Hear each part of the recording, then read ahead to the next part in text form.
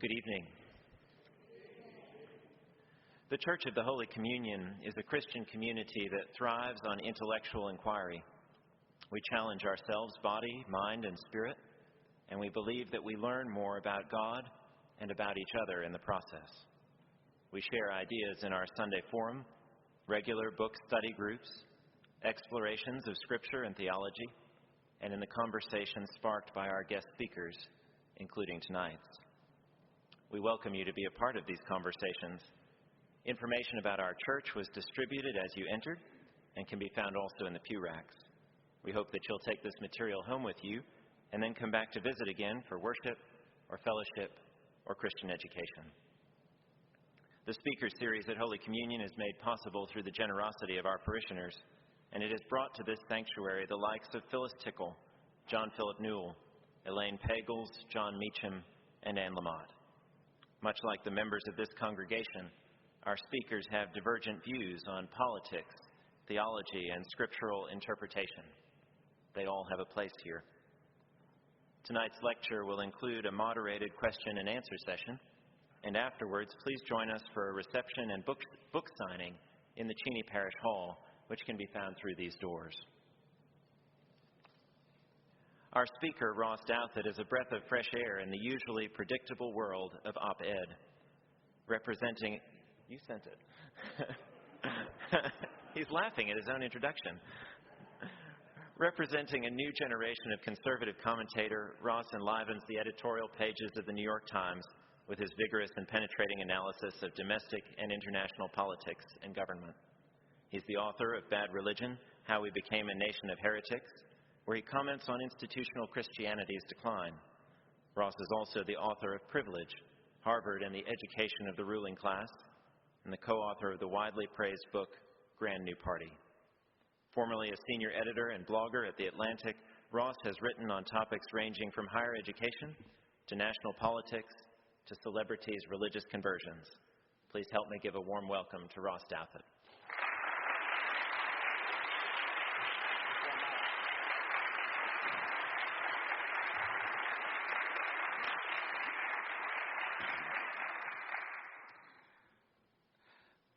I feel like it's always important to smile at self-praise, and anything. No, thank you all so much for being here. It's really lovely and just a privilege to be with you tonight, especially given that distinguished list of speakers that have preceded me, and hopefully I will, in some small way, merit being included in their ranks. But I'm going to talk tonight on the themes of my recent book, Bad Religion, talking a bit about the trajectory of religion in the United States, and particularly Christianity, and particularly institutional Christianity over the last 50 or 60 years. But I find it useful to start these talks by giving all of you a little bit of a sense of my own religious background and how I came to write the book that I did and have the views I have, whatever those views may be. So just to tell you a little bit about myself, I grew up in southern Connecticut in New Haven, and I was actually baptized and initially raised as an Episcopalian. And my father was a lawyer, my mother was a homemaker.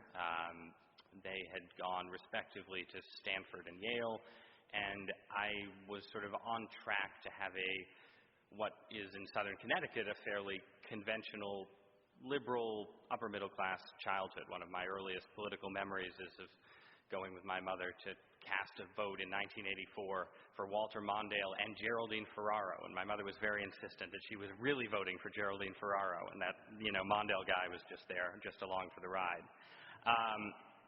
But we had some, I guess, interesting issues in my family, in that my mother had, and sort of had more strongly as I grew up, a sort of constellation of chemical allergies, food sensitivities, and so on that almost no doctor could really do anything about. And it ranged from sort of inflammation to back pain to all kinds of allergic symptoms.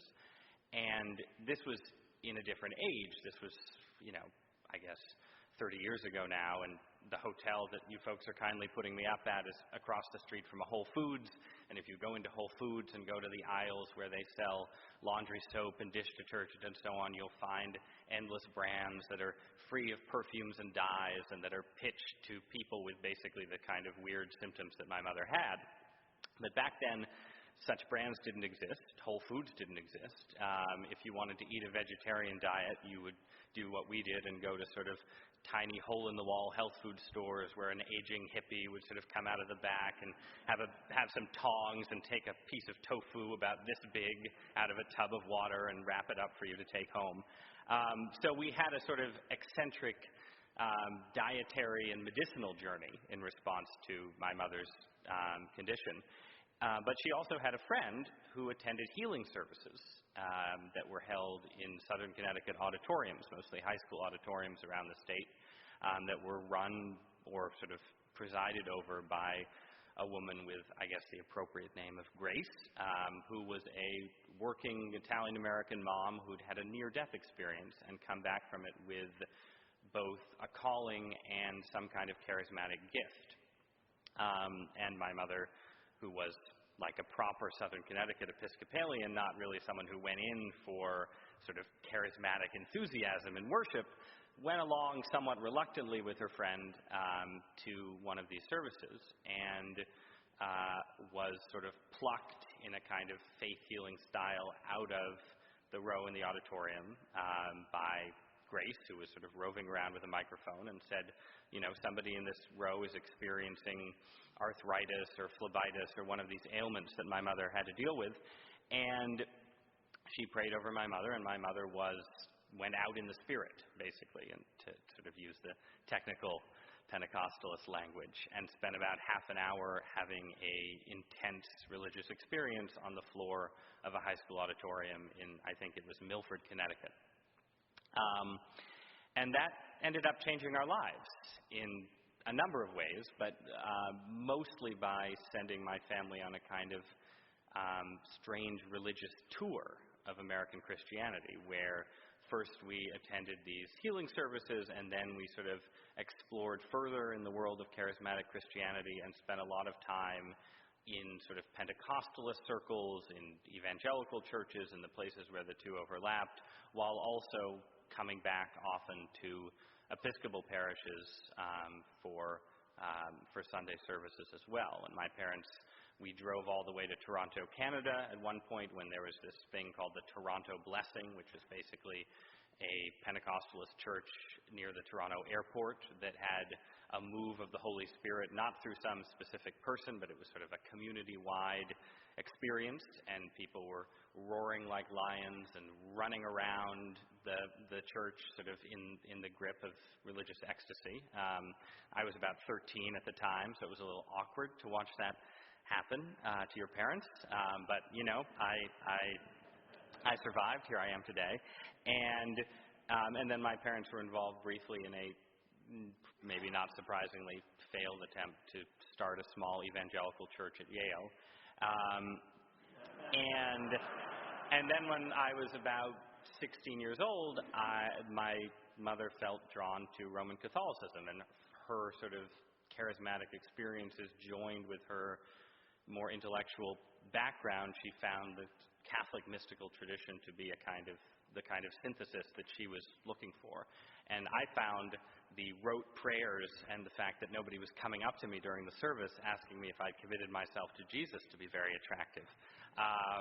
So this sort of some of the things that Protestants criticize in Catholicism, I welcomed as a teenager. But I'm joking a little bit. I was a more serious convert than that. But so my mother became a Catholic when I was 16, and I converted the following year. So I'm in the unusual position of being neither a cradle Catholic nor technically an adult convert.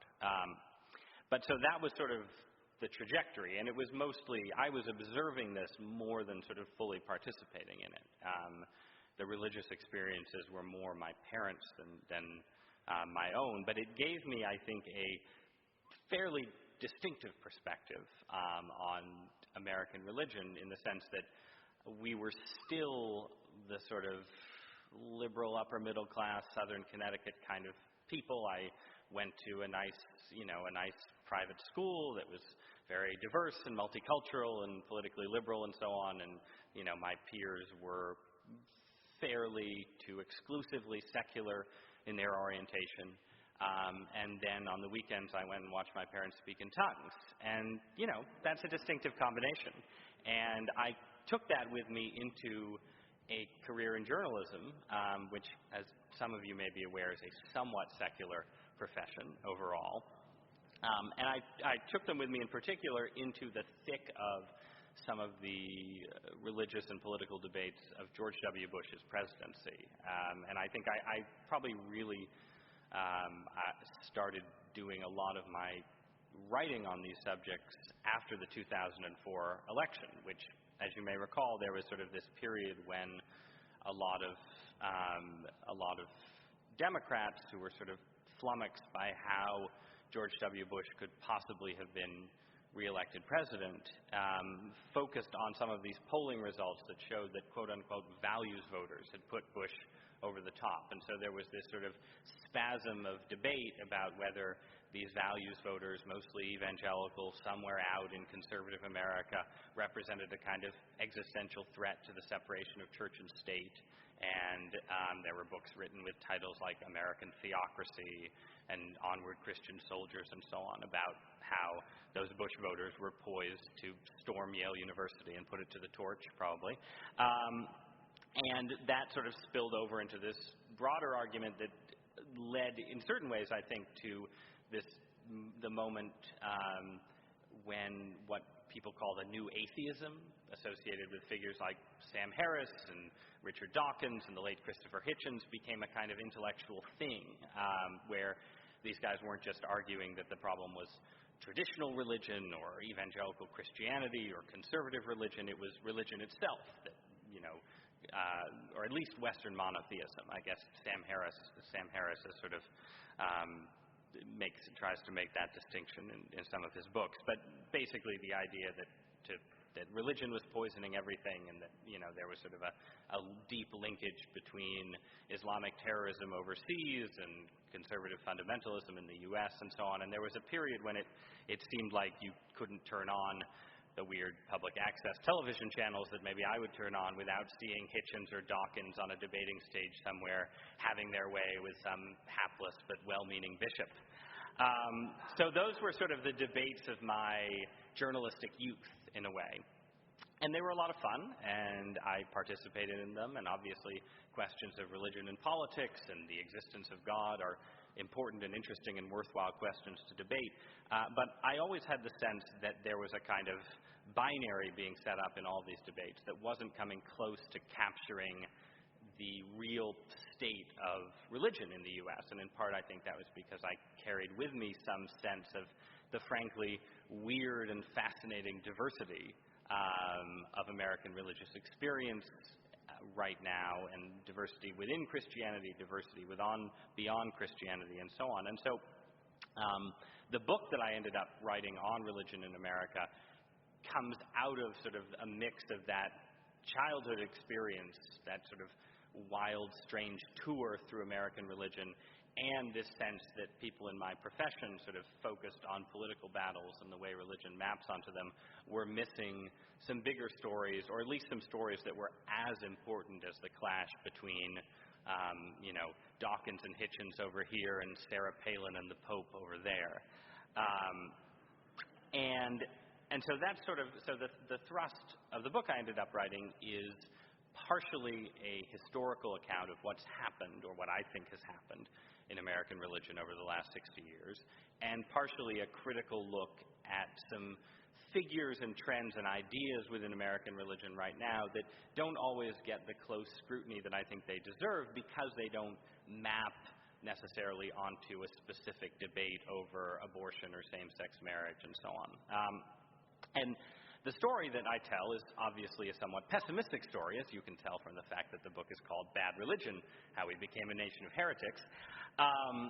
But it's also a story that I think tries to give a lot of elements of contemporary religion their due, in the sense of sort of taking them more theologically seriously than some people maybe are inclined to do. And so that's, at the end of my remarks, I'll talk a bit about that. But first, I'll try and tell you what I think is the story of what's changed in America around religious issues over the last 50 or 60 years. And again, there's sort of two binary stories that you often hear about what's changed. And one is the story that you hear from a lot of conservative Christians, Protestant and Catholic, which is a story about secularism, and particularly about a kind of secular elite headquartered at places like the New York Times, the Supreme Court, Ivy League universities, and so on, that sort of took control of an essentially religious nation and pushed religion out of the public square, pushed prayer out of schools, and so on,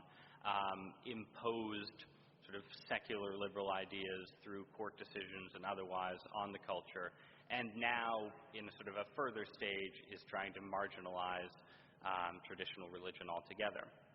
And then, in kind of a mirror image of that story, you have the story that was very popular among many of my liberal friends in the mid-2000s, and now is a little less popular now that they're feeling sort of better about their cultural position overall. But that story was about how, starting in the 1970s, you had this kind of eruption of radical right-wing religion that posed a huge threat to the separation of church and state and to America's sort of traditional approach to religion and politics, and that was, embodied by figures as diverse as Pat Robertson and maybe Pope Benedict XVI and so on, and that posed, so it sort of, these were mirrors in the sense that you had conservative believers worried about a liberal elite, and you had liberal Americans worried about a kind of reactionary religious insurgency.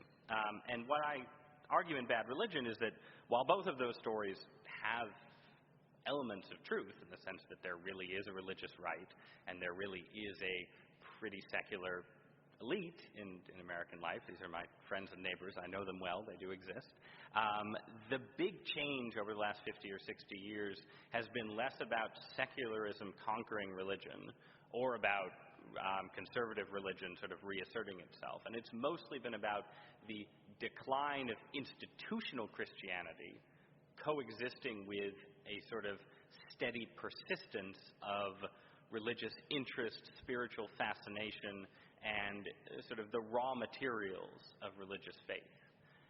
So it means that if you look at the picture of American religion over the last few generations, you can tell a lot of different stories because they're all true. You can look at certain indicators and say, America is still as religious as ever. It's the most religious nation in the developed world. If you look at indicators like how often people pray and whether they profess a belief in God and whether they say they've had a encounter with the divine, a mystical experience, and so on, you can get extremely high measurements of how religious America actually is. But then if you look at sort of the state of the institutional churches, with variations from church to church, but the pattern pretty much holds across the board, you see a real falling off compared to the 1940s, 1950s, and early 1960s. And this falling off, again, has sort of, it's different for mainline Protestantism versus Catholicism versus evangelicalism, and different portions of evangelicalism have fared differently, and everything from Mormonism to the African American church shows different trajectories, but there still is an overall story you can see, and that's a story of institutional decline. It's a story of public Christianity having less of a significant influential role in the public square in certain ways than it did generations ago. It's the story of leaders of institutional Christian churches having less sort of ecumenical credibility than they did 50 or 60 or 70 years ago. And it's a story of sort of traditional Christian belief being more marginalized in pop culture and intellectual life than it was 50 or 60 or 70 years ago. And so it's useful to think about why exactly that's happened. And to sort of think about that, I start out my story in the 40s and 50s and early 60s and look at the sort of broad post-war religious revival in American life. And I argue that it was a kind of comprehensive revival in the sense that it was a popular phenomenon. It was associated with everything from Billy Graham's emergence as a national religious figure to a wave of church building all across the U.S. that constructed many, many often beautiful new churches across the country.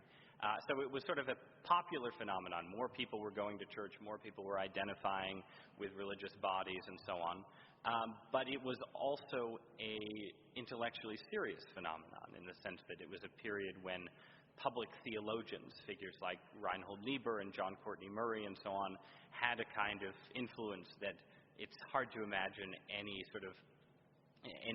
similarly theological figure having today. They were on the cover of Time magazine, they were sort of quoted and cited and respected and so on in ways that few figures are in the same way at the present. And it was also sort of an aesthetic and artistic renaissance where, if you look at everywhere from sort of literature, figures like Flannery O'Connor and Walker Percy, to sort of at a slightly cruder level, the proliferation of biblical epics coming out of Hollywood and so on, there was an intense religious presence in both the high arts and the popular arts. And that this also then spilled over into politics in ultimately a incredibly, the word productive is too crude a word to use, but in an incredibly productive way, in the sense that the success of the civil rights movement in that era, I think, would have been unimaginable without a certain level of Christian-rooted moral consensus that figures like Martin Luther King and others were able to both witness to and on a sort of visceral, sort of, physical way through their kind of peaceful civil disobedience, but also speak to intellectually. And if you go back and read a document like the letter from Birmingham jail, what's striking about it is just how richly theological and ecumenically Christian a document it is. You see, King is basically pulling stuff from every strand of Christian tradition, a little Catholicism over here, a little Reformation over there, to make a biblically rooted case for political change that doesn't read as and wasn't felt as ultimately a partisan case. It was obviously ideological in the sense that it was connected to a specific political agenda, but it was not seen as sort of an explicitly. It was seen as sort of Christian first and ideological second in a way that I think has become rarer in the decades since. So that's sort of the case for the distinctiveness of the post-war era. And the question is, how did we get from there to here? And, there are 50 different factors at work, but when you're writing a book, you have to boil things down and have a short list. So my short list has 4 big forces on it, and the first is sort of suggested by the example of King. The first is political polarization, which has always been a force in American life, obviously, but as people who live in my city, Washington, D.C., and in my line of work are all too aware, has become much, much stronger over the last few generations than it was in previous eras, because our 2 political parties have basically sorted themselves by ideology in a way that's not always been normal in American life. It used to be that the 2 parties were sort of baggier coalitions that had, you would have conservative Southern Democrats and liberal Northern Democrats in the same coalition. You would have moderate Republicans and conservative Republicans in the same coalition. So it was possible the parties were looser, and so the ideological battle lines weren't as strict. And what that meant in turn was that there was more room, I think, for a kind of Christian witness in public life that wasn't immediately defined as liberal first and Christian second, or conservative first and Christian second. And the example that I like to use to sort of highlight this change is to think about how different mid-century American politics would have been, politics and religion, if Billy Graham had thought that the best way to evangelize for Christ had been to run for president as a Republican, which in fact some people urged him to do in 56 and 60, and he, I think, happily for his long-term ministry, said no. Or imagine just how different the civil rights movement would have been if a figure like Dr. King had made himself a political candidate, a repeated political candidate at the national level for president or any other office, really. Well, flash forward 30, 35 years to the 1980s, and it comes to seem perfectly natural that someone who maybe saw himself as an heir to Graham, Pat Robertson, would run for president as a Republican. That someone who clearly saw himself as an heir to Dr. King, Jesse Jackson, would run for president twice as a Democrat. And that conflation of sort of public religious ministry with political activism, I think, has become a defining feature of our era in a way that wasn't true in an earlier America. And I think that's had sort of inevitably negative consequences for Christian witness, and it's happened on both sides of the aisle. I think if you look at some of the sort of falling away that a lot of more liberal, especially mainline Protestant churches saw in the 1970s and 1980s, part of it at least is this sense, I think, that a lot of those churches were essentially the Democratic Party at prayer, and that their enthusiasm for political causes, while admirable and idealistic in all kinds of ways, had crowded out any religious message. And at a certain point, it became unclear why you would get up on Sunday morning and, say a creed that you didn't necessarily believe in, when you could accomplish the same good by donating to the Democratic Party or the nuclear freeze movement or an environmental movement or a gay rights movement, whatever movement you were particularly interested in supporting. And then something similar happened, I think, on the religious right over the last 20 years or so, that the identification between religious conservatism and the Republican Party reached a point where a lot of Americans stopped identifying as Christian as a kind of statement against the GOP, where the sense was, if you didn't like George W. Bush, if you didn't like Sarah Palin, if you didn't like figures associated with political conservatism, those figures were what Christianity meant. And if you didn't like them, you probably didn't like Christianity, and you probably didn't want to have anything to do with it. And you can see this in sort of opinion polls and in the way people in my generation especially have sort of identified against religious institutions in a way that hadn't been the case in earlier eras. And it just got, the upshot was it just became and remains the case that it's hard to speak and act in the public arena, in any area that touches on politics, without being defined more by ideology and especially partisanship than by religion. And that, I think, has weakened the hold that the Christian churches have on it's weakened their moral authority, and it's weakened their ability to speak to people who are in polarized ideological camps. So you have that political change, then you have the change that everybody talks about because it matters a great deal, which is the sexual revolution, which opened up a kind of cleavage between sort of what you might call middle-class morality, bourgeois morality, sort of culturally commonsensical morality, and New Testament sexual ethics that hadn't really existed in the same way before. And it's not that New Testament sexual ethics were ever lived out in some comprehensive way in any civilization in human history. But it was the case that if you go back 70 or 80 years, there was a sense that sort of the basic pattern of those ethics, the idea that, chastity before marriage and monogamy afterward and the disapproval of divorce, that sort of made cultural sense even to people who were only lukewarmly religious.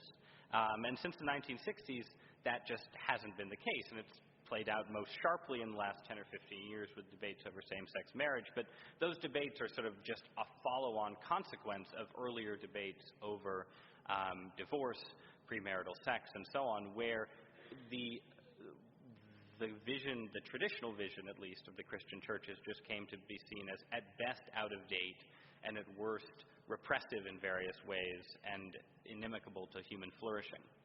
And again, I don't think any Christian body has exactly figured out a way to deal with this shift. And obviously the responses, as many of you are members of the Episcopal Church, so you're aware of how highly contested the responses to these changes have been. But the responses have run the gamut from a sort of more permissive vision that says, well, society is changing in this way, and the churches should change as well and sort of respect the new things that we're seeing, to the more sort of traditional, orthodox biblical line that more conservative churches have tended to take. And overall, neither approach has sort of, I think, succeeded in sort of winning Christianity back to the place it was generations ago. And sort of the liberal approach has tended to be more in alignment, obviously, with sort of how Americans think about these issues.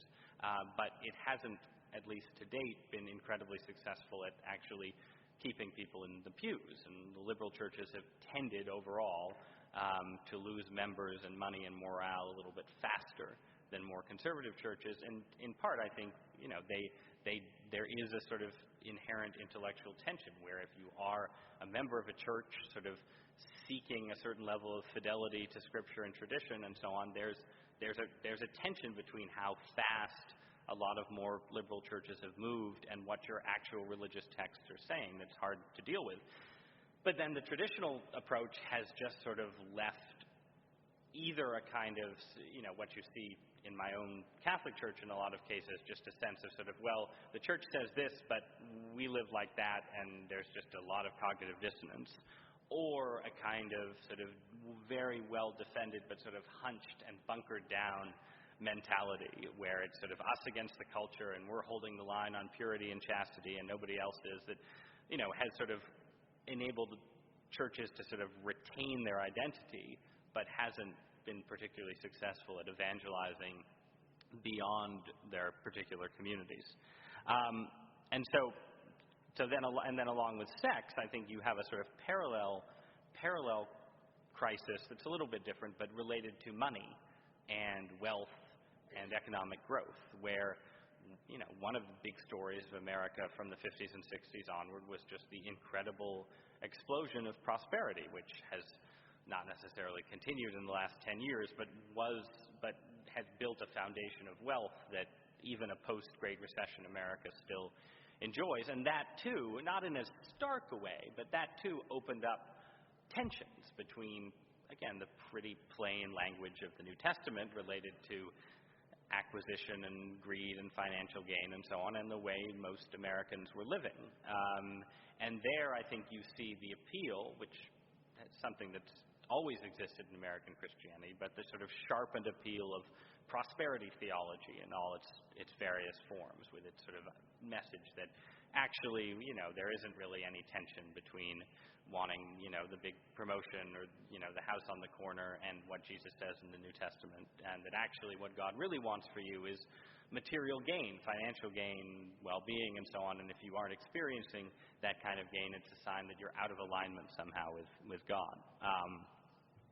So you have politics, you have sex, you have money, and then finally I think sort of there's a more looser category of change that you could call globalization, you could call sort of the impact of communications, you can connect it, I think, to trends in the 1960s like decolonization in what people then called the Third World. But basically, more than in the past, I think American Christians, and just Americans generally, have a greater consciousness of the wild diversity of the entire world. That's something that they can experience with a short airplane trip, something that's beamed into their living rooms, first on television and then via the internet and everything else. And along with that sense of the world's diversity, they have more guilt, I think, over the crimes that Western Christian civilization has committed in the past. And that combination, I think, again, doesn't make people less interested in religion, doesn't do away with spiritual aspirations, but it inclines people towards a greater relativism than necessarily existed in the past, a sense that the world is so big and so complicated and so diverse that my local Catholic, Methodist, Episcopalian, etc. church can't possibly have any kind of monopoly on the truth. And if there's no monopoly, then why am I going to give myself fully to any one particular religious tradition? It's better to pick and choose, to sort of, do a kind of refrigerator magnet poetry with religion, if you will, and to sort of look for the best in lots of different traditions, but not to sort of go all in. And by not going all in, you're not going all in for institutions, and institutions depend on people going all in, and so the institutions themselves get, they don't disappear, but their hold just weakens. Their cultural influence weakens. Their influence over people's everyday lives weakens. So that's sort of a brief sketch of why I think we ended up where we are today, and why institutional Christianity, the sort of most traditional forms of Christian faith, rooted in sort of both common sort of shared doctrine and shared community, have gone into decline, even in a country that's still in certain ways as religious as ever.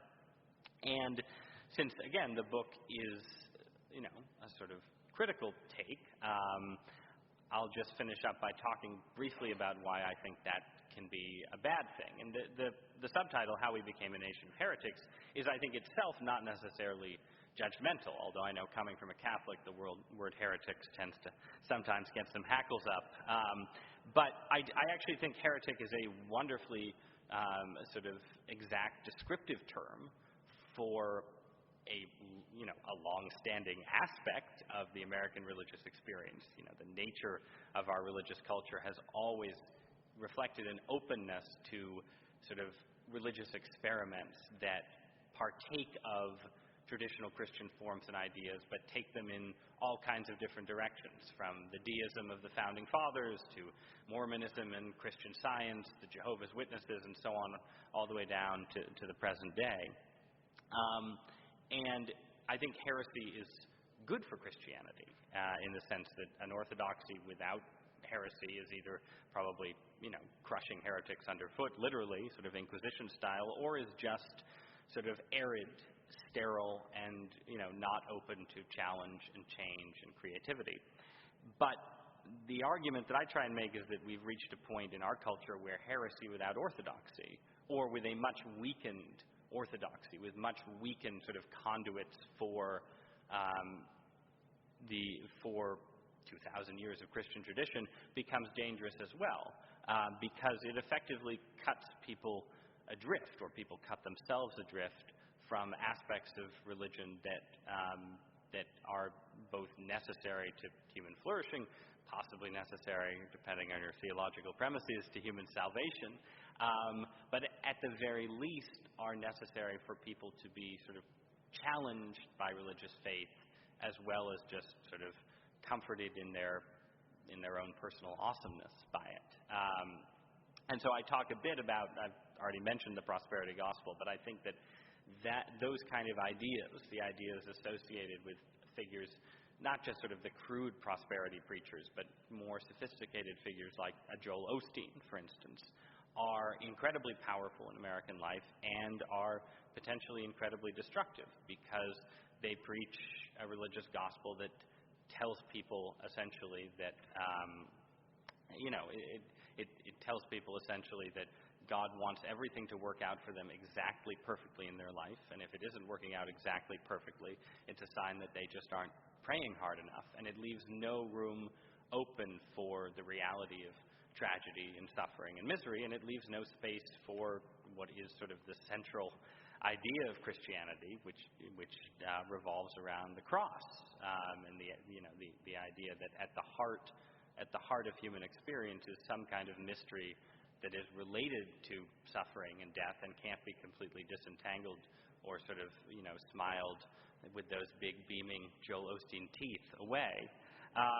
And you can sort of talk about this in individual terms, but you can also talk about it in collective terms. I think if you look at sort of the housing bubble in American life and the financial crisis and just sort of the way Americans have lived financially over the last 10 or 15 years, there's not just a sort of practical or economic problem, there's a moral theological problem in the way people have, even especially religious people, have approached wealth and financial choices and so on, that is connected to a loss of the sense of the tragic, a loss of a real sense of sin, and a sort of religious vision that only has room for sunny optimism. But I think the same can hold true in sort of personal life as well. And, sort of as a parallel to Osteen, I talk a bit about Elizabeth Gilbert and her book Eat, Pray, Love. Maybe some of you have read it. Maybe she'll be featured in a lecture series someday, which is maybe some of you have seen the movie with Julia Roberts, which is a fascinating book. I had not read it before I sort of embarked on this project. And what's fascinating about it is that it is a you sort of read about it, it's like she goes to Italy and Bali and she eats pasta and so on, and if you don't actually read the book, you don't realize how authentically religious a text it is. It is a book about a woman's entirely authentic search for a direct encounter with God. And as someone who grew up with parents who were on a similar kind of quest and had similar kind of experiences, there was a kind of shock of recognition to the book that, her descriptions of what religious experience were like tracked with my own experiences watching my parents go on similar religious journeys. And it's a book that sort of gives the lie to the idea, again, that this is somehow an incredibly secular age, that, this book can be a bestseller, can be a movie, can be a sort of cultural phenomenon, is evidence that religion is alive and well. But what's striking about the book is how different it is from the religious memoirs and religious pilgrimages of the Christian past, in the sense that it's a book in which religion is sort of a conduit of escape from vowed obligations. It begins with her leaving her husband, and then leaving her boyfriend, and then falling into the arms of a handsome Brazilian divorcee in Bali. And there is never a moment in the course of the book where you have the sense of her submitting to any. There's no sort of end point where there's no conversion, in the sense that she has a Christian background, she goes to India, has an encounter with God in an ashram, but there's never any sense that she might become a Hindu, or sort of convert. Instead, the point is always to find what works for her. And this is, defensible, and I'm sure if she and I were standing on stage, we could have a fascinating debate about it. But in the book, you can see some of the problems with that approach to religious exploration, in the sense that there's never anything checking Elizabeth Gilbert. There's sort of a sense that God is within you, and you need to bring yourself into alignment with God, who is also your deepest self, and good things will follow. But there's never any sense that maybe that voice speaking from within you could be your ego or your libido. There's no sense, to put it in Christian terms, of original sin as something that can corrupt even religion itself, and that needs to be checked in some sense by something larger than yourself, some tradition, some scriptural check, and so on, that, again, institutional Christian faith has traditionally provided. And I think there, too, you can see this playing out negatively in individual ways in our culture, and then collectively as well. If you look at a lot of the challenges that Americans have sort of living in community with one another, forming stable families, getting married, staying married, all the sort of interpersonal stuff that requires a lot of sort of self-sacrifice and sublimation of the self, it's become harder and harder for us. And I don't think it's implausible to see those difficulties as having something to do with a moral theological shift in which God and the individual are seen as one, and nothing outside that harmony can correct or challenge whatever you feel within yourself. So I talk about more figures, but I think Gilbert and Osteen are sort of useful examples of why one should be at least skeptical of a sort of deinstitutionalized, post-theological religion. And then more generally, I think, and this is, in sort of talking to my secular friends, even if you aren't sort of persuaded by the moral and theological case, at the very least, it's worth sort of contemplating just how important the sort of visible, enfleshed, brick-and-mortar aspects of religious community have been to American life for hundreds of years, and how much of a leap into the unknown it is for the U.S. for our culture to see institutional religion wane to a greater extent than it ever has before. And this is a sort of Alexis de Tocqueville style argument that is hundreds of years old, but is no less true, I think, for being that old, that the genius of America has always resided in part in the power of sort of voluntary and associational life, this sort of middle ground between the individual and the state, that comes out of a sort of congregational, and usually specifically Protestant, but eventually sort of Catholic and Mormon and everything else as well, an essentially sort of religious life that's the foundation of our civic and political life as well. And to the extent that, again, religion is migrating away from that institutional environment and towards a more purely individualistic model in which everybody is seeking God in their own way, on their own terms, and often by themselves, you're going to lose a certain amount of sort of social glue, social cohesion, and social capital that institutional faith has always brought when put in the service of the common good. So that's those are some of, I guess, the downsides, some of the reasons to be pessimistic about the trends that I've sketched. And since it is a pessimistic book, I should end on that pessimistic note, and maybe we can inject some optimism into the question and answer period. But so thank you all so much. I really appreciate it.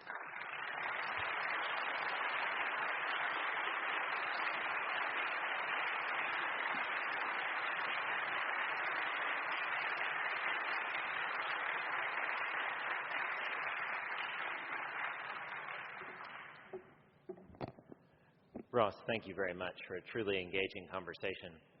The way that we're going to handle our questions, we have 2 microphones in the center aisle. The first question will be asked by the chairman of the Speakers Series Committee, John Russell, and following that question and the response, I'd invite anyone to step up to one of the microphones and put their question to our presenter. We'll alternate between front and back if there is a line forming, and we'll go for a little while. So, John, do you have the first question? Good evening, Ross. In your book, Bad Religion, you state that Christian faith should be political but not partisan. Could you expound on that idea? Sure. And for anyone who didn't hear it, the question is, I say something in the book about it being ideal for Christian faith to be political but not partisan, and which is a very difficult thing to pull off because obviously politics, and especially in our country, is sort of channeled in very partisan ways. But the point I'm trying to make is that you can't, I think, be a Christian citizen, especially in a democratic republic that depends on citizen participation in politics, and compartmentalize your faith from the way you vote and the causes you support and so on. And this is where I disagreed strongly with a lot of my liberal friends in some of those Bush-era debates, in the sense I would always say to them, look, if you think the religious right is wrong about a specific issue, say so. Explain why they're wrong about abortion, why they're wrong about gay marriage, and so on. But don't tell them not to bring their faith into public debates, because faith has always informed America's public debates, not always in perfect or ideal ways, but often in incredibly important ones. And the civil rights movement is sort of the classic example that conservatives cite when liberals make these arguments. But going all the way back through, prohibition, which was maybe not the most successful thing religious activists ever did, but the entire sweep of the progressive era, the debates over slavery, all the way back to the founding, there's always been separation of church and state, but never really separation of religion and politics. I don't think it would have been good for America to have that separation. I think we would have lost out on a lot of really important moral crusades and causes that changed our country for the better. And I also just don't think it's possible. I think that people act in politics because they're motivated by conviction. And if you're a religious person, your convictions are going to be informed by your religious faith. You just can't escape that. So the question is, how then do you act in a way that, in an era of sort of party loyalties and so on, nonetheless testifies to the fact that you're a Christian first and a Republican or a Democrat second? And the advice that I give to people, and I'm sure I don't follow this advice myself nearly enough, but is think about, you're going to align yourself with a coalition. If you're active in American politics, we're a two-party system, unless you're really, really devoted to building up a third party, which might be an admirable thing. But unless you feel that particular calling, you're probably going to end up active more on the left or on the right. So the challenge, once you've ended up aligned with one of our big coalitions, is to figure out, well, what's the place where I think my coalition is wrong? What's the place where, for religious reasons rooted in my religious faith, I think the coalition I belong to is wrong? Because the odds that one political coalition or party has found the perfect, comprehensive, blueprint for, taking Christian faith and putting it into political action in one particular era is pretty limited, right? The odds are very good that, from a Christian perspective, your coalition is getting something wrong, maybe many somethings. And once you've figured out what one of those somethings are, you have to make it a focus of your efforts. It doesn't have to be your primary focus, but you have to, if you're a writer, you have to write about it. If you're an activist or an organizer, you have to devote some energy to it. And you have to attempt, in effect, to sort of be a change agent within your own coalition, and thus in the larger political culture, in a way that witnesses to the primacy of your Christian faith. And, a couple specific examples that I, again, like to use are one from the Democratic Party and one from the Republican Party. The Republican Party example is Chuck Colson, who was involved in Watergate, had a jailhouse conversion, became one of the leaders of the religious right, and was in many ways, I'm sure that he always voted Republican and had very conventionally Republican views on all kinds of issues. But one of his primary sort of mission endeavors was a jailhouse ministry that overlapped with the cause of prison reform, which is not a conventional Republican political cause. It's become something that more Republican politicians have been interested in over the last 15 years, in part because of the efforts of figures like Colson and others on the religious right to sort of focus on that particular issue. And I would say change their own coalition's attitude for the better. And then on the Democratic side, going back to the 1970s, but Sargent Shriver, who was in many ways the most liberal of liberal Democrats, deeply committed to sort of Great Society liberalism, but was also pro-life and was the last pro-lifer to run on a national Democratic ticket, and remained sort of active within the Democratic Party in sort of keeping the very small pro-life wing of the Democratic Party alive throughout his political career. So there again, I think you would have an example of someone who was committed to a particular coalition, had good reasons for being committed to that coalition, but never lost sight of the fact that as a Christian, he thought his coalition was getting something wrong and that deserved attention. So that is, I think, a useful way to think about it. Now, in practice, partisan politics is a vortex. I mean, I experience this in my weekly writing. The closer you get to an election year, the more, you sort of end up writing on one side or the other, and it's very hard to escape. But I think just a consciousness, even if it's only in the back of your mind, that your own side is probably getting something important wrong, is a good way to at least take a first step towards cultivating that separation of sort of political activism, which is good, and a sort of partisanship that corrupts your Christianity, which would be bad. So, yes. Hi, thank you for your comments. My name is Jessica Knowlton. I'm a member here. I just wanted to ask you about if you've done any research on other religious spheres. I know that it's not just Christianity that's in a decline. Other religions are experiencing this. Case in point, I read a few months ago in the Wall Street Journal, there was an op-ed piece by a rabbinic scholar from the Midwest who actually was proposing letting more extra outside members actually transition into Judaism, even if it's not strictly for a religious purpose. It's more of a convenience type of thing, just to build numbers. And when I wrote to him, I was very surprised by this, because I would feel like it's a chasm that just can't be crossed. I mean, the divide between Judaism and Christianity is so wide. How can you bridge that gap? And I was really surprised by his comments, and I was wondering if you had any.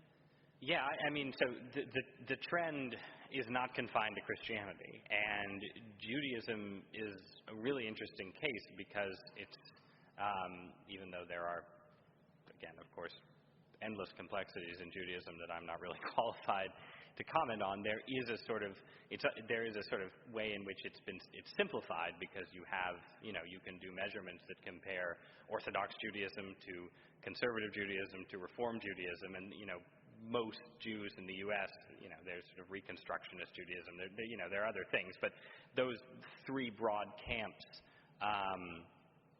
are sort of pretty definitive categories in certain ways for Judaism. And what you see is that it's sort of a case of the religious center collapsing, basically. If you go back 50 or 60 or 70 years, again, you would have bet on Reform Judaism, but you definitely would have bet on conservative Judaism. You would have said, okay, here's this synthesis that's sort of trying to be more in touch with modernity than the Orthodox, but that is more, rooted in sort of the Torah and rabbinic tradition than Reform. And what's happened actually is that conservative Judaism has gone into a kind of crisis over the last 30 or 40 years, while Orthodox Judaism has seen a significant increase, and that increase is driven both by differential birth rates, which are sort of an underappreciated part of how religious change works. One of the reasons that mainline Protestantism lost members relative to evangelical Protestantism in the 1970s wasn't necessarily, it was the trends of the time, but one of the factors was in the 1930s, mainline Protestants had fewer kids than evangelicals. And that sort of trend really made itself felt numerically 30 or 40 years ago. So in Orthodox Judaism, you're seeing much higher fertility rates than in other branches of Judaism, joined with, and this is what's new, higher rates of retention. So it used to be, all right, the Orthodox are having a lot of kids, but when they grow up and get respectable and want to be middle class, they'll become conservative. And then their kids will become Reform, right? And that's happening less with the Orthodox than it used to. So you've got higher retention rates and higher birth rates, and meanwhile, both Reform and conservative Judaism are losing members. There's more intermarriage, which is more of an issue in Judaism, but is also part of the story in Christian denominations as well. But yeah, I mean, I think that conservative Judaism is a great example just because it's sort of what seemed to be succeeding 50 or 60 years ago. It was saying, all right, we have a foot in tradition and a foot in modernity, and we have a synthesis, and this synthesis is working. And I mean, this is what's striking, I think, going back to that era, this sense that, traditional religion had sort of passed through some of the fires of modernity. It had sort of survived the world wars. It, had survived this sort of vogue for social Darwinism and fascism and Marxism, and it was sort of coming out stronger on the other side.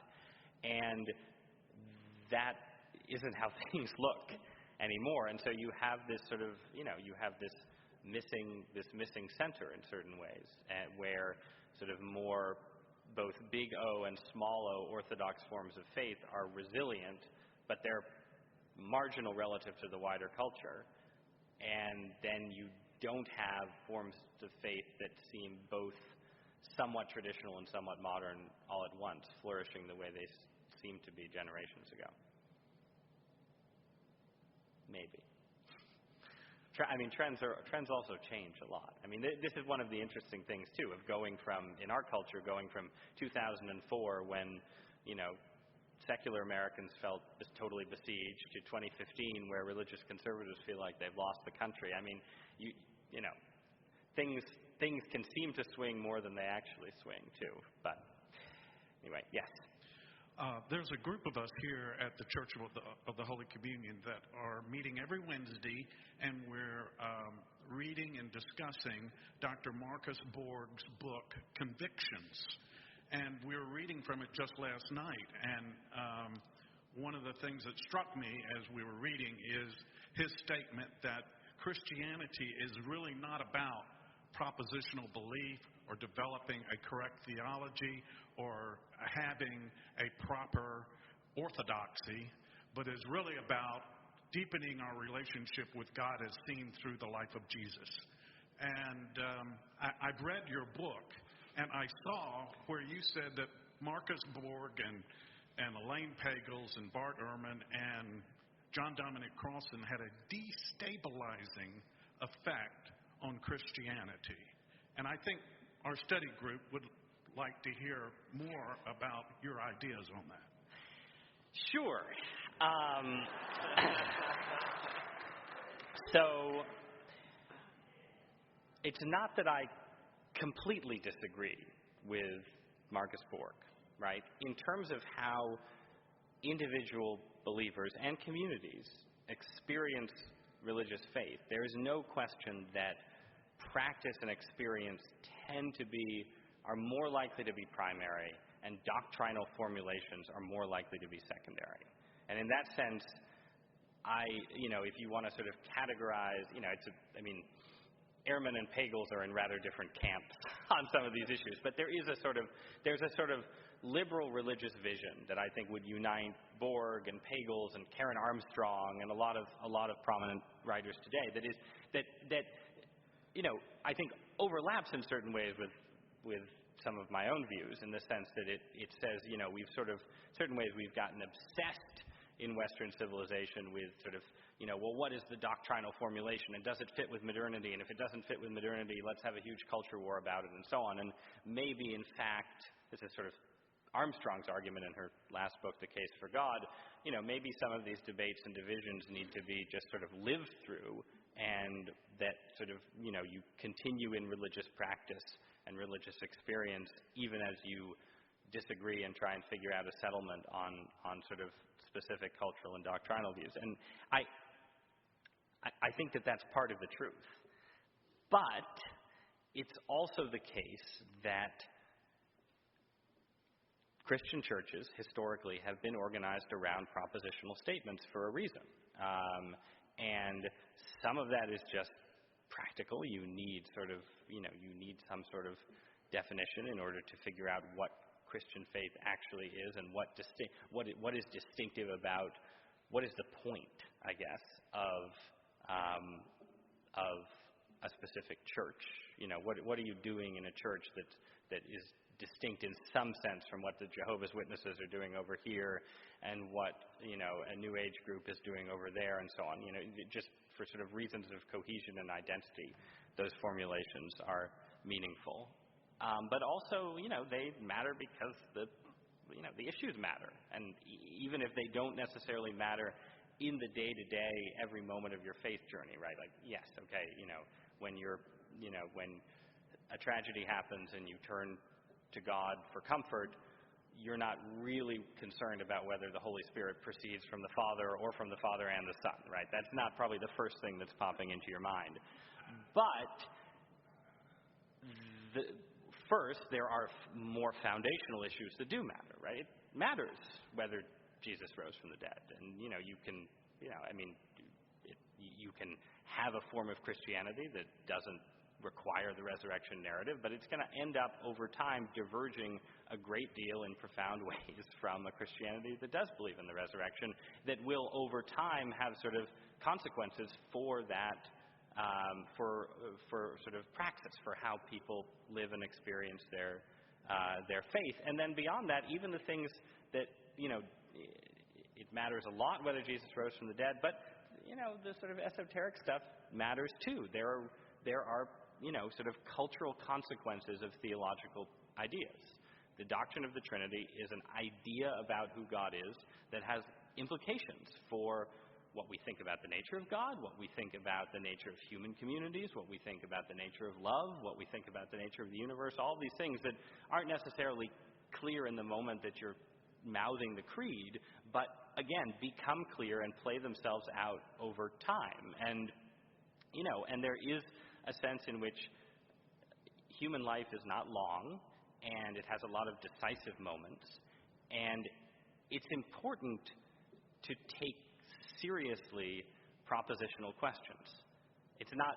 That doesn't mean letting them completely crowd out religious community. It doesn't mean letting them destroy religious community, as they often have over the last 50 years, but there's still, ultimately, I'm still on Flannery O'Connor's team when, somebody tells her that, the real presence in the Eucharist, this Catholic doctrine, well, it's a beautiful symbol, if nothing else. And she says, if it's just a symbol, then to hell with it, right? And I think that there's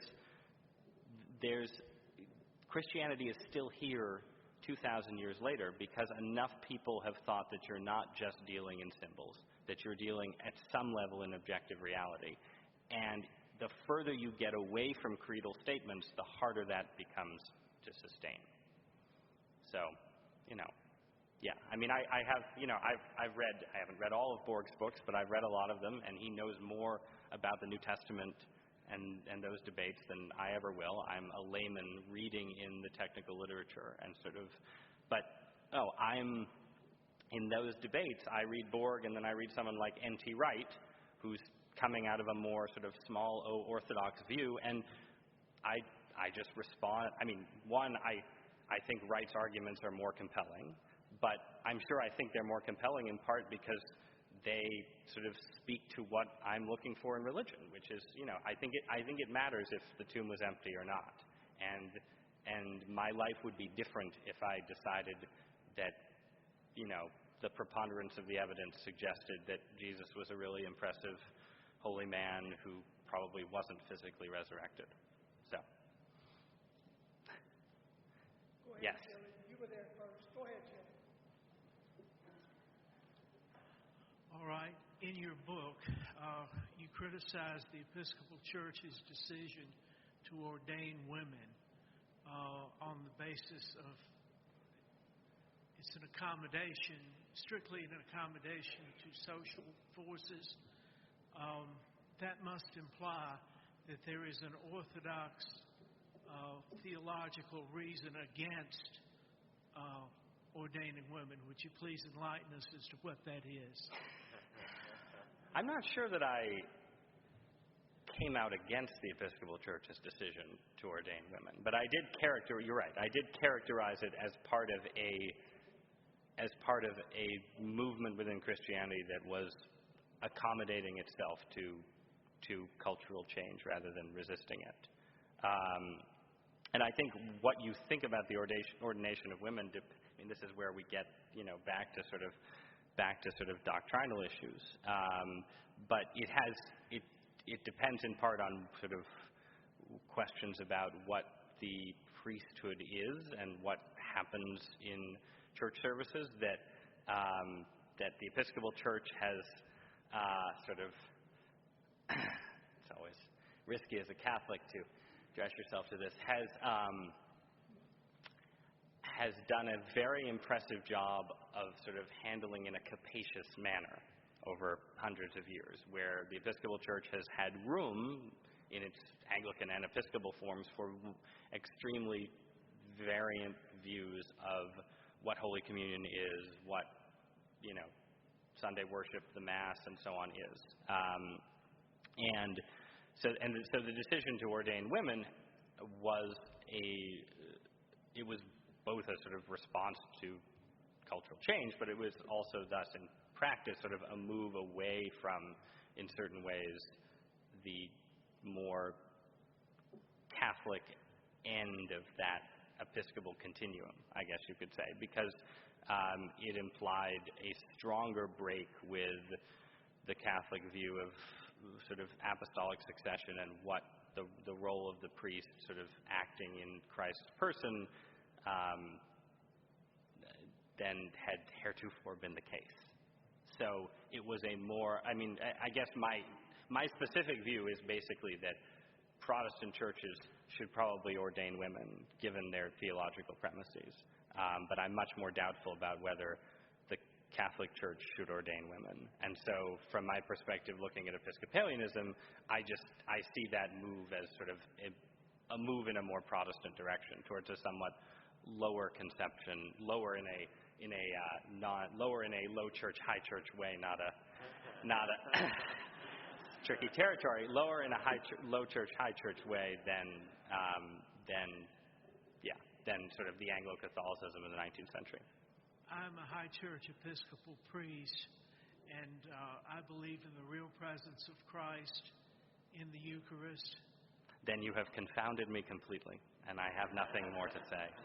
No, I think that, and that gets at the real complexities of these debates that you have, and this is that you have, there's a strong strand in the Episcopal Church, and interestingly, it's stronger than in the Catholic Church. And in the Catholic Church, at least in my experience, liturgical conservatism and doctrinal conservatism tend to be intertwined. But in the Episcopal Church, there's both, it seems, or in Anglicanism writ large, there seems to be more of a doctrinally moderate to liberal, whatever term you want to use, liturgically traditional wing than exists in Catholicism. And my analysis is a little bit too binary, obviously, to completely account for that.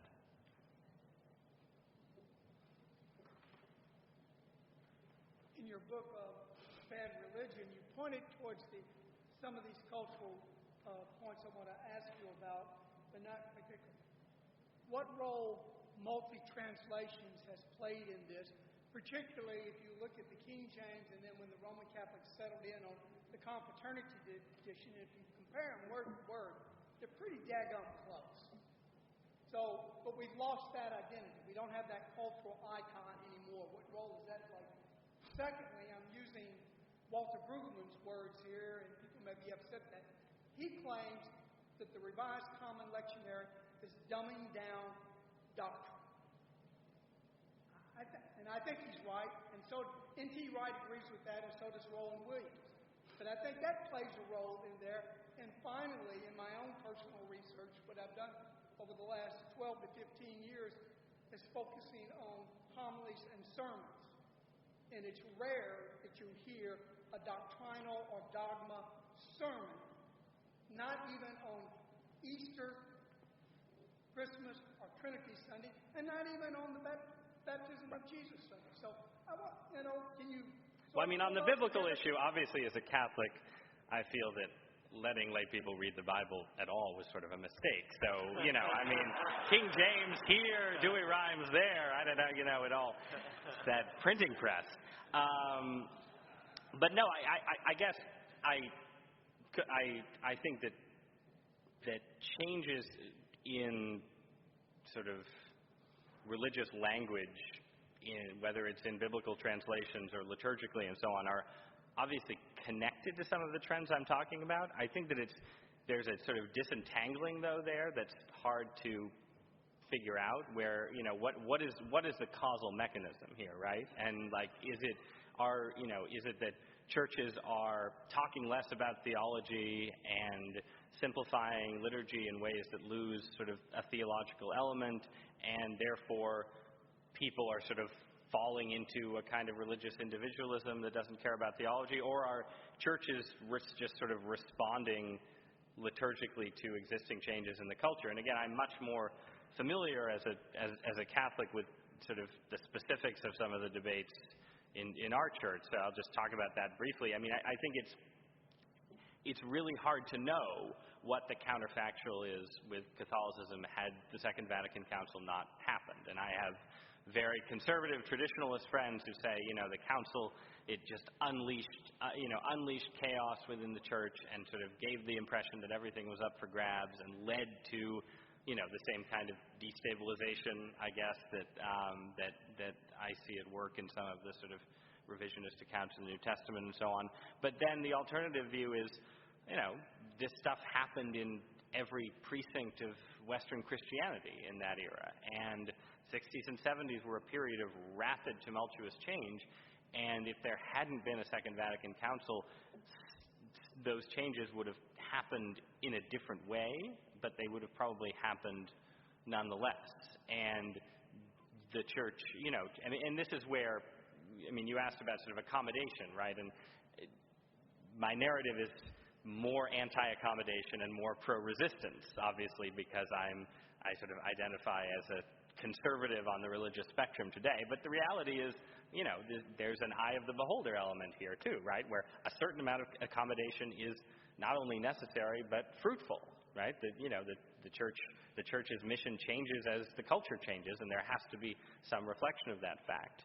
And so it's just tricky to identify the tipping point where necessary accommodation turns into a kind of cultural surrender. And I will say, within Catholic debates, I'm not at all sure where I stand on sort of, where, I mean, I'm someone who sort of is sort of theologically identified with liturgical traditionalists, but my wife and I stumble with our kids into a very post-Vatican II Mass where nobody cares if we show up in sneakers and we're getting there late and we can barely manage it.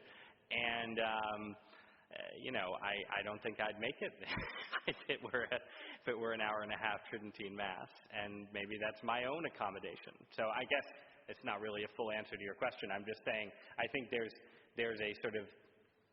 a level of accommodation that's always going to be necessary, and then there's a deep entanglement of change within the church and change within the culture where it's hard to necessarily say what leads to what. But I do think some kind of resistance is important. I think there's a lot of evidence from the last 30 or 40 years that just saying, we need the lowest common denominator Bible translation to reach the most people, and we need the liturgy to be indistinguishable from a high school pep rally. High schools don't really have pep rallies anymore, but that was what they would have said 40 years ago. That attitude, at the very least, didn't reap the benefits that people expected it to reap in the 60s and 70s. The idea that sort of becoming relevant was going to sort of lead to massive church growth is not borne out at all, I'd say, in the statistics. So, yes. Hi, Tom Lankovic. Thanks for coming to Memphis. Thanks for writing the book. Question is, what do you think the kind of things that the current crop of, let's say, Orthodox institutional church leaders, the kind of things that they'll need to do differently to strengthen the church the next 10, 20 years? I mean, I think you need, again, I'll try and speak to this in Catholic terms because it's what I'm most familiar with. You need a version of what Pope Francis has tried to do, basically, where you need some sort of reclamation of the idea that Christianity is not just sort of political conservatism at prayer, and that the Christian message is a sort of, that there's a unity there that our culture doesn't particularly want to see, that links sexual ethics somehow to views on money, to views on politics, to views on everything else. And that I think has to be the goal. There has to be some sort of reach for that religious center I was talking about. But or at least that's sort of my hopeful view, right? The more pessimistic view is that we're just living through an era where the trends pushing against institutions of all kinds are so powerful, right? And because a lot of the trends I'm talking about are not confined to organized religion. If you look at sort of, forms, all kinds of forms of community in the U.S. have become attenuated. Public trust in just about every public institution is at all-time lows and so on. So it's not just institutional religion that's in trouble, it's institutional everything. And so the pessimist case is that, this is sort of a storm, and we don't know how long it lasts, but the most important thing is having your institutions be resilient, even if they're more culturally marginal. So that's sort of, one of the writers I'm friendly with talks a lot about the Benedict option, right, which is this sort of vision for a more sort of traditional Christianity in which there's a kind of, you wouldn't necessarily phrase it this way, but a kind of cultural retreat where you're accepting marginalization, trying to build up flourishing institutions, trying to have a lot of kids, trying to keep them in the faith, and assuming that you're looking at sort of a long time scale for the recovery of real institutional vitality close to the cultural center.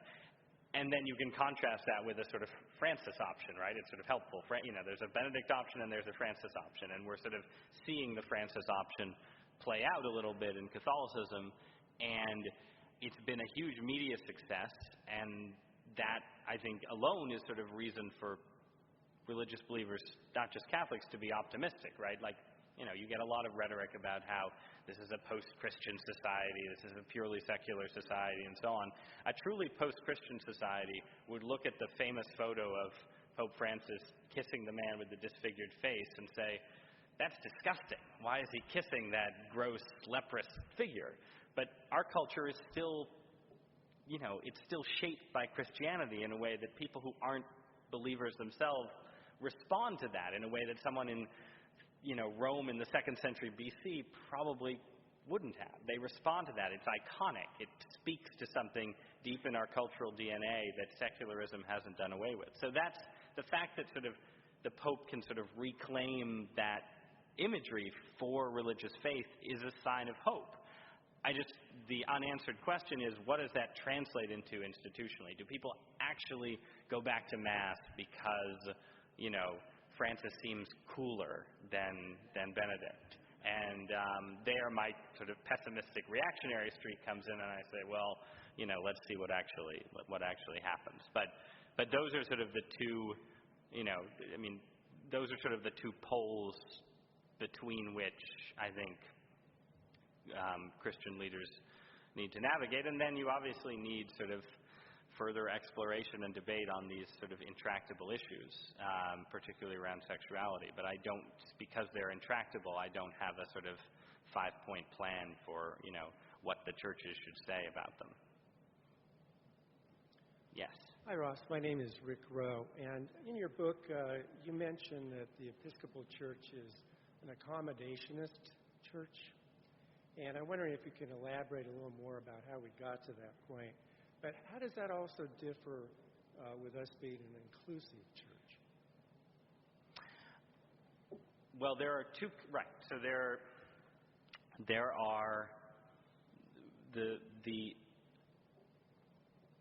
I would say that overall, the choices that not just the Episcopal Church, but most mainline bodies have made over the last 30 or 40 years have been choices that have privileged inclusion over theological and moral line drawing, basically.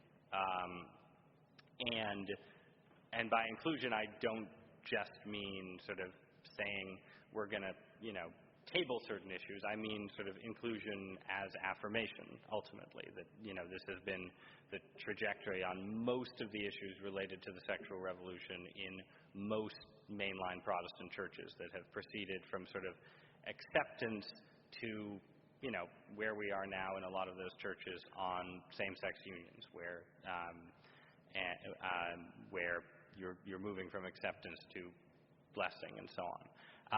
And I describe that as accommodationist because it is an accommodation. It is a pretty significant shift in traditional moral teaching and practice around these issues that brings those churches into greater alignment with prevailing cultural mores. Now, as I said in response to a previous question, the fact that it accommodates doesn't mean it's wrong.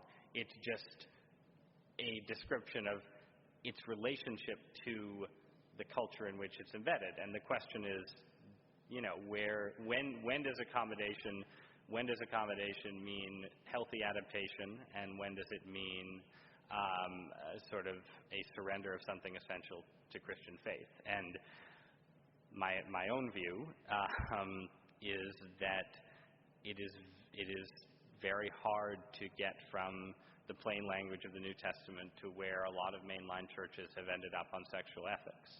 And that maybe reflect a sort of limitation of insight on my part, but one of the reasons I am a conservative Catholic rather than a liberal Methodist or Episcopalian is that that's sort of my view of what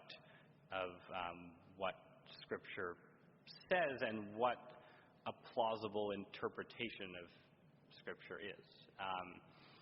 So that's sort of the root of, to the extent that I'm offering any kind of theological indictment of mainline Protestantism's trajectory, that's the root. I think that the distance that those churches have traveled has taken them further away from not just sort of the broad traditions of Christianity, but the specific language of the New Testament and the specific language of Jesus than I consider warranted, for reasons that connect to our discussion of Marcus Borg and sort of how much weight you give to the necessity of the New Testament actually being reliable and true. And so all of these things are connected, right? That's the thing. It's the debates about sexual ethics aren't happening in a vacuum. They're connected to broader debates about the reliability and the centrality of the sort of explicit truth of the Gospels and so on. And where you come down on one thing is going to affect where you come down on the other in ways that, are sort of psychologically complex for all of us. So, yes, sir. Good evening. My name is Martin Nicolay, and I'd be interested in your long-term view of perhaps a realignment within the church community in a broad context, shuffling different denominations and bits and pieces of them into perhaps more one conservative, one liberal, that kind of thing. Well, yeah, that realignment has happened in a sense, right? That it used to be that America was denominationally divided, and now it is sort of political divisions are driving theological divisions and vice versa. So the story of the last 34 years has been sort of liberal Methodists finding that they have more in common with liberal Presbyterians, and conservative Anglicans finding that they have more in common with conservative Baptists than they ever would have imagined because of their respective views on particularly those sort of sexual ethics questions, but then a larger constellations of questions. And I think that happened for good reason. One of the things I try and say near the end of the book is that also sort of hits a wall at a certain point, right? And this may be more relevant for conservatives than liberals because the conservatives are more doctrinally focused at some level. But in the end, there's only so far you can get with a unity that's built around what you think about abortion or same-sex marriage. And in the end, in terms of sort of looking ahead to potential future flourishing for Christian churches in the U.S., I think that sort of a robust, I would say, confessional identity is necessary to long-term flourishing, and that these sort of ecumenical projects just have their limits. As and this is the religious right is not. You can't raise your kid in the religious right. I mean, you can, but it's not a faith to pass down. In the end, you're going to be a Catholic or you're going to be a Calvinist, and the differences between the two matter, and they need to matter for the churches themselves. I think this is true, sort of maybe in a weaker way, but maybe in a sharper way for more liberal churches. That the central challenge, in certain ways, for liberal Protestant churches right now is figuring out, well, what is doctrinally essential? If we've passed through this period of what I call accommodation, what someone else might call healthy adaptation, and there needs to be some sort of reconsolidation, I think, in some of those churches around what does it mean? We think of ourselves as liberal Christians. What is the Christianity that unites us? It can't just be liberalism. What is the unifying force? And again, this loops back to those, my sense that creeds and confessions matter at a fundamental level more than people sometimes think. So. This will be our last question. Yes. Thank you. Can usher me out. Sorry. You seem to kind of merge the ideas of orthodoxy and tradition, and I kind of see tradition as a moving target versus orthodoxy, which is kind of a pillar. And I was wondering if you could, in terms of your book and how you've written it, how do you define orthodoxy versus tradition? I think they're both moving targets, right? I think that, orthodoxy can mean the Nicene Creed. It can mean something much broader, depending on which particular Christian tradition you're part of. They do probably blur into each other a little bit in the book. I think that what I'm stressing when I use a term like traditional Christianity, what I tend to mean by it is a faith that considers the idea of orthodoxy important. So that's sort of an umbrella that covers a lot of churches that, disagree on specific points about what that orthodoxy actually is, but that see themselves rooted in some sense in an effort to go all the way back, whether that means all the way back to the early councils of the church or all the way back to the New Testament itself, or, I would say ideally both. But that the idea that at some level, at some very important level, continuity with the sort of origin points of Christianity matters deeply for the future of Christian belief. And so that sort of gets conflated with tradition, but yeah, I mean, tradition is a much broader category. I guess I would just use sort of traditional to mean sort of seeking orthodoxy in a more directed and explicit way than I think some Christian churches do. But you have a follow-up since it's the last question? No? Okay. All right, guys, everyone, thank you so much. I really appreciate it.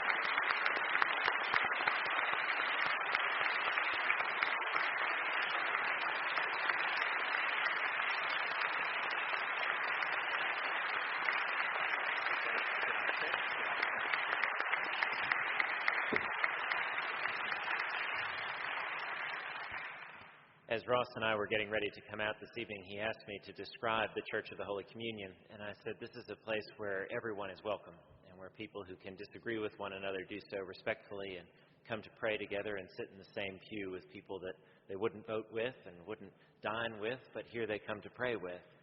And I think that's really quite beautiful, and I think we have exhibited that lively debate tonight. So, Ross, on behalf of our congregation, thank you for being a part of the conversation, and thank you to everyone who came so ready for an engaging conversation this evening. We'll be continuing the conversation in the parish hall. A book signing will be available, and I hope that you'll join us.